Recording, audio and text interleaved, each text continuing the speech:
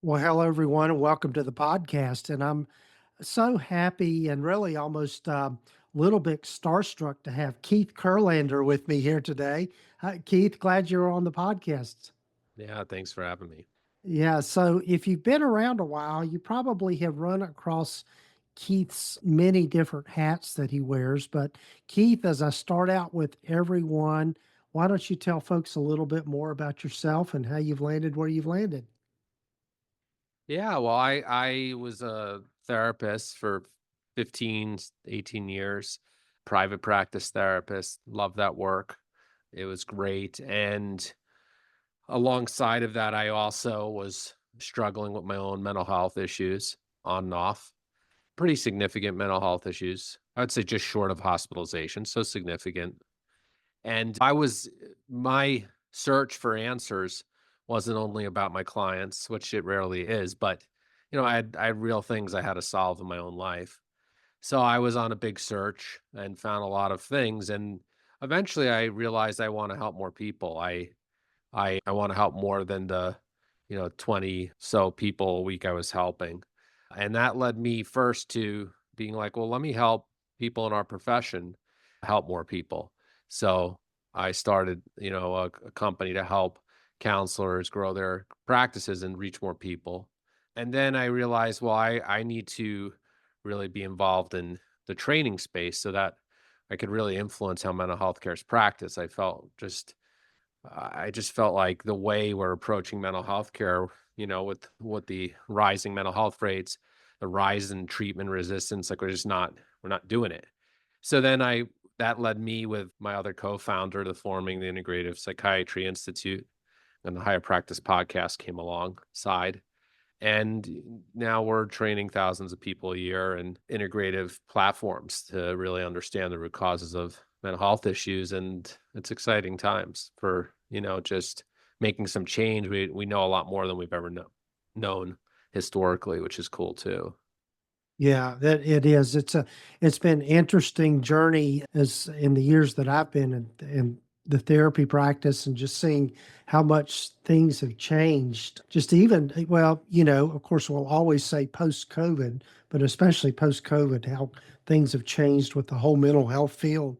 But yeah, and so I'm curious, and I think others would be, is that you started out in practice, and I think like you've already alluded to, is that so many of us go into this work because of our own issues and things that we're working on within ourselves and out of a sense of wanting to help others. So, what were some of the things that you took from going just in private practice and what you've learned as far as growing a practice and what makes it work and not work and maybe mistakes that you made along the way? Well, when I was growing my practice, I think that one thing I didn't know in the beginning is that I'm in a competitive town. I'm in Boulder, Hmm. Colorado, and there's a therapist for every person. Yeah. So basically, so it's a very competitive landscape, but at the same time, a lot of people do therapy here. So there's a lot of demand. But I started doing the traditional thing, knocking on doors, and I think that's really important in the therapy space, is making a lot of connections and networking. And but then I was like, "Wait a second, I gotta" this was a while ago now, almost 20 years ago. I was like, "I gotta get into the whole paid advertising space," because a lot of people are going online to find their therapist. And so then I figured that space out, and that was like, okay, now I had, 30% of my practice was just that, and was able to figure that out. And so that was a big thing of just online presence became more and more important as my practice went on. And so I had to learn that whole thing, and that was useful. So I would say that, the combination of networking, online presence was a big factor. And then the next thing later was like, oh, I have to differentiate more. Like, I have to stand out in this community and learn some tricks that other people don't know. And so specialization in things that people want was key. I mean, I'm a generalist by nature, but like I needed to stand out in some way. So I realized I had to get more specialized over time. Right. Right. Yeah.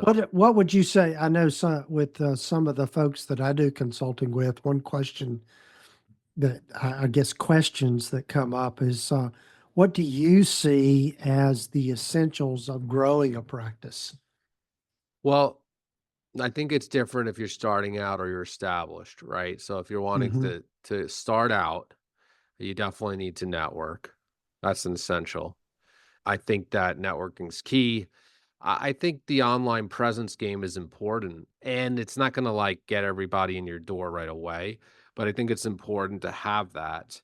So I would always say, like, you want a nice website right now because Hmm. everybody basically, that's like inviting a person into your home is your website, it's like the Hmm. first impression of who you are. So I think if you're just starting out, you want to have a nice appearance and not nice, you want to get across a message in your website. The messaging is key. Like your message needs to be distinct from the next website, and it needs to say something about the type of client you want to attract. Um, so I think if you're starting out, that's the first basis. If you're growing, then we're in a different conversation of what you're trying to do. Are you wanting to have a group practice and what are you trying to accomplish? I think it's a different conversation. Right, right. What are the things that are exciting you the most about our professions right now? Well, right now, psychedelic therapy is exciting me the most. That's where I'm pretty focused on, growing awareness. I think it's essentially it's an old and new modality. So but it's a new wave for psychotherapy, like, we will see over the next decade, I think, and, we'll think of it as a new wave of psychotherapy where a lot of people are practicing it in 10 years from now, and a lot of clients are like, "That's I've done that modality." It's a short-term modality in the sense that you're not gonna be doing psychedelic therapy and taking psychedelics for a year or 2. It's Hmm. probably a couple months, and you're done with your treatment. But that excites me in terms of a Yeah. modality that actually could have a very large impact, Hmm. for this whole treatment resistance issue we're seeing. Yeah. So why is it? I mean, just this might be a very basic question, but why is that working so well for people? It's a good question. So, it works differently than any other modality is why it works so well. It's not a panacea, I don't like to say that, but it works well. Because it's a disruptor. And so when we go to ordinary consciousness therapy is the best way to say it, because we talk about psychedelic therapy as non-ordinary consciousness. In ordinary consciousness therapy, and that can be a gamut of modalities. Doesn't matter what tradition, CBT, depth therapy, whatever. The way you think about things is static. Essentially, you're coming in, you think about things in a certain way, and there's a slow process of looking at things from a different perspective, but it's a slow process. We don't change our perceptions and our worldviews and our ways we think about ourselves and our belief structures. That's a slow haul, and it's helpful and important. Also, trauma is a slow process there, resolving trauma. You have to There's a reason to be sensitive with trauma and go slow on one level. But with psychedelic therapy, it's an amplifier and it's a disruptor. It's both. So we're amplifying material inside of us. So you're like taking the amplifier and turning the volume way up. So it's like if music was very faint in the background, now it's blaring at you. And so that's one thing it does, but it's also like you're also hearing music you never heard for the first time sometimes because it's Hmm. so loud. So now we're getting disrupted about the way we see things and think about things. And so that can be both a cathartic, positive, transformative process. Sometimes it can be a little disturbing and disruptive and can be a problem for some people, but mostly the research shows it's actually very helpful and it causes change very quickly. As one treatment, it doesn't mean you're not done there. Like you still Hmm. have to go and do the hard work. But it's exciting that we have a tool that can put a wrench in our, rigidity. Yeah. Or Yeah. yeah. Yeah, it's interesting. I think a lot of us are very familiar with EMDR and kind of the same principle, but just a different way of getting to it is at least my understanding of how psychedelics are working is that whole, as you mentioned, that whole disruption process of really kind of getting our brains to create new neural pathways in Mhm. many ways. Yeah. Yeah. Yeah. Yeah, and with and like you said, EMDR, which is a good point, which is, in terms of a trauma modality, psychedelic therapy is a trauma modality. I mean, because psychedelics often reliably will amplify trauma in your nervous system.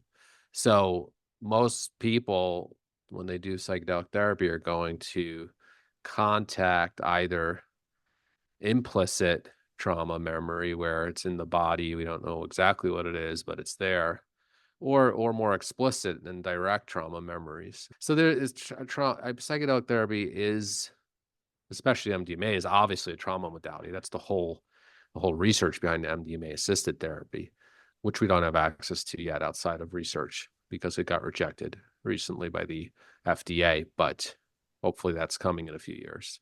Yeah. Yeah. So, are there any times where psychedelic therapy is really kind of contraindicated, or you Yeah, wouldn't want to go? for Yeah. sure. I mean, Uh-huh. definitely psychosis.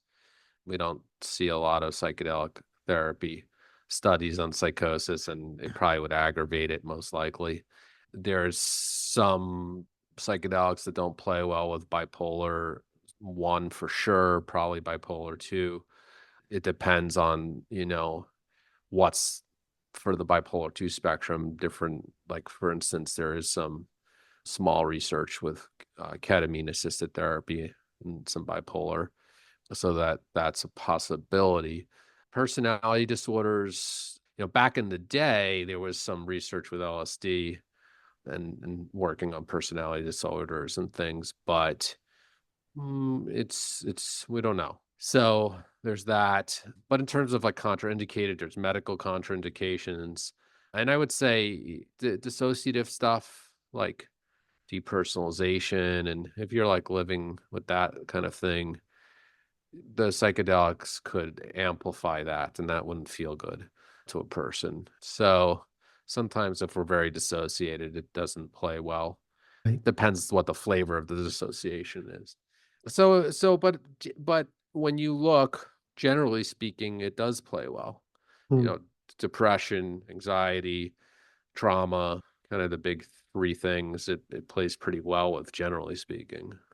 Right. Right. Yeah. Yeah, if somebody was, one of the things kind of going a little bit full circle to what we were talking about earlier is having a specialty or a niche within your practice is so important in growing it. And I think with this new research and the new evidence that's there around psychedelics, if somebody wanted to start down the road of, okay, I'm going to start offering this as a service, how do they go about doing that? So right now, the way that, well, first of all, they should get trained because Obviously. it's a whole Yeah. different animal. There's a lot to know around ethics, around what, what happens to a client on psychedelics. You got to be very careful with suggestibility and things. And there's things you have to know and get trained in. And so that's one thing. And I always recommend, comprehensive training, 6 months to a year minimum, because Hmm. it's a big deal. Like, you could see some crazy things of what people Hmm. will say or kind of look like on psychedelics and be like, "Whoa, I've never Hmm. seen this before." But then outside of that, they're going to get started right now. Outside of Colorado and Oregon, you're going to be using ketamine assisted therapy right now. That's Hmm. the only, it's a prescription medication. You have to get connected with a prescriber who's working with the client patient also. But that would be the only way to get involved right now outside of research, outside of those two states. And it's a great medicine actually for psychedelic assisted therapy because it's short. It's a 2 hour Hmm. session. Hmm. So it's a great way for someone who's like, I want to be able to offer these interventions, but I don't want to be doing 6, 8 hour sessions all the time. I don't want to make it my whole career. I want to have it in my toolkit. 2 hour session, that's very manageable for a therapist who's not going to make it their whole thing. So that's how they would get involved. Yeah. Where are the places to get the training? Well, I mean, us, I guess I would say. I mean, there's Mhm. others, but there are others, but we're definitely the most comprehensive training. Our training has the most hours, it's the most comprehensive, it has the most hands-on, actual practicum Mhm. experience that you could do. So I would, check out our website, psychiatryinstitute.com/apply. That would be the page to check out for the psychedelic Right. assisted therapy training. Yeah. So to kind of walk us through that training process, I'm assuming there's some kind of classroom time and that sort of thing, and then, like you said, practicum. So what does that t typically look like, and what is the time commitment for people? So our training's a 10-month training. It's mostly online. It's about a 4 to 5 hour commitment a week. Let's say 3 to 5 hours a week over 10 months. You're training in a full modality in our training. There are weekend ketamine trainings, but like I don't think that's personally like you're gonna go hold space for someone and after a weekend. Like, there's so much you really need to know to do this well, so I don't think it's a great idea personally, but you can do it that way. So it's 3 to 5 hours a week. It's everything from most of it's online, so it's everything from you're having lectures every week, the live lectures that are available to interact with the faculty, covering, all the different areas from science to ethics to therapy processes to the integration of preparation, all this research. And then we're doing home group discussions. So you're in a small group of 10 people with our, faculty where they're facilitating discussions of the material. We have large group seminars where you're in breakout rooms and you're role playing and you're actually trying this in an online format. And Mhm. then we bring you out, depending on how you choose your program, there's different options, but you'd go to Oregon for a 4 day or 6 day practicum with psilocybin. We have a center out there. Oregon passed psilocybin services in 20 or 2021. I can't remember the year they Mhm. passed it. But they came online where people were able to use it last year. And so we send you out there, and then we also have a ketamine assisted therapy practicum in Colorado, where these are hands-on things. Yeah. So I'm curious with the difference of effectiveness. I kind of, if I'm reading between the lines, in your mind, psilocybin is more effective than ketamine, and you want to I distinguish wouldn't what? say it that way. No, Okay. no. It's so there's three main medicines to know about right now in the Mm-hmm. moment, and that's MDMA, psilocybin, and ketamine. Mm-hmm. MDMA's indication is PTSD. Some studies show upward to 70% of people with treatment resistant PTSD are getting better after the protocol. Now, again, the FDA said we need more research. We're not ready to give you the green light there when they put their drug application in this summer. Mm-hmm. So we'll see. We have a few more years, I think, but Mm-hmm. I still feel pretty confident. I think it's going to happen because the FDA didn't give an outright denial. They said they wanted some more safety data and a couple other nuances that were problematic in the study. So that's MDMA. Ketamine, you can see up to 50 to 70% for treatment resistant depression. Now, what's really cool with ketamine is it's 2 hour session.